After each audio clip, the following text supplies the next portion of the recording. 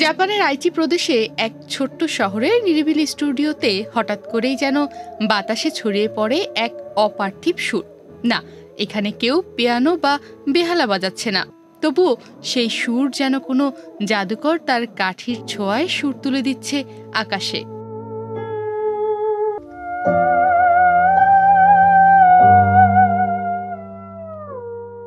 একটি সারি করে বসানো মাতৃস্কা পুতুল, তাদের সামনে দাঁড়িয়ে রয়েছেন কিছু সঙ্গীত শিল্পী। তারা হাত নাড়াচ্ছেন, কিন্তু কোনো বাদ্যযন্ত্র ছুঁয়ে দেখছেন না। তবুও প্রতিটি আঙুলের নাড়াচাড়ায় ভেসে আসছে এক একটি স্বতন্ত্র সুর। এই পুতুলগুলো আসলে সাধারণ কোনো পুতুল নয়, এরা হলো মেট্রিওমিন, এক ধরনের থেরেমিন, যাকে মাতৃস্কার মধ্যে লুকিয়ে ফেলা হয়েছে।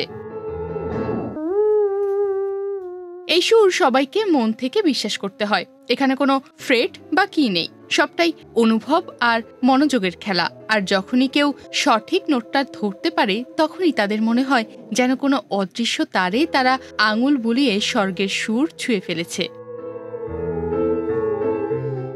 এই যন্ত্রটির পেছনে যে ব্যক্তিটি রয়েছেন, তিনি হলেন মাসামি তাকেউচি।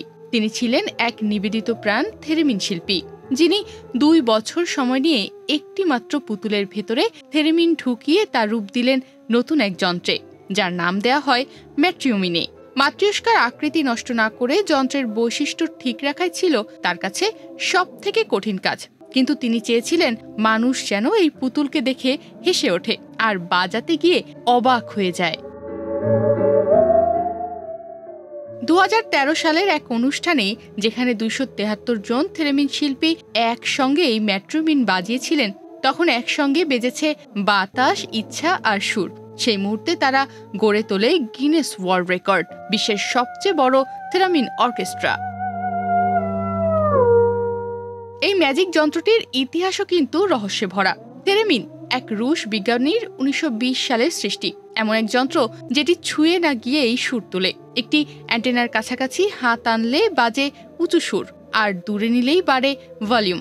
যেখানে বাকিরা পুতুল দিয়ে খেলে, সেখানে আইচির এই শিল্পীরা পুতুল দিয়েই গড়ছেন সুরের সাম্রাজ্য। প্রযুক্তি আর ঐতিহ্যের এক অপূর্ব মেলবন্ধন। মাতৃস্কার ভেতর গোপন এক সুরের গল্প, আর প্রতিটি সুরের যেন বাতাস বলে ওঠে, শুধু শুনে যাও, ছুঁয়ো না, সুর নিজেই তোমার হৃদয়ে পথ খুঁজে নেবে। তনিমা রহমান, বাংলাদেশ প্রতিদিন।